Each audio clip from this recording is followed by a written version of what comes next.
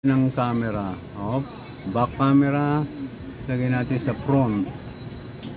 Yan. Kanina nung naglagay ako sa front, biglang nag-logo na lang.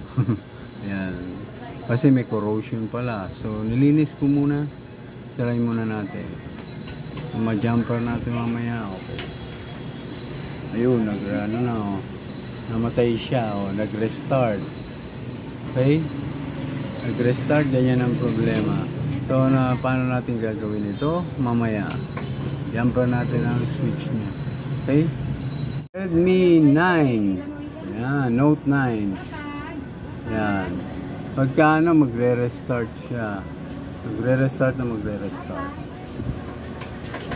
So, may nakita ako corrosion dito sa bandang battery niya.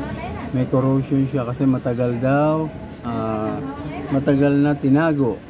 Nung nilabas, nag-logo na lang siya. So, tatry natin. So, nakita ko yung problema. Mayroon palang corrosion. Parang natuyuan na siya. Pawis o moist. Nilinis ko, pati sa battery. Ngayon, naghahang siya. Okay, naglo-logo na lang. Minsan nag-o-okay siya. Kadalasan naglo-logo. So, tatry natin repair yung battery.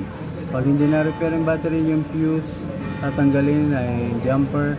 Pagkatapos, try natin kung magiging okay na. Okay? So, obserba muna natin pagkatapos. Salamat po.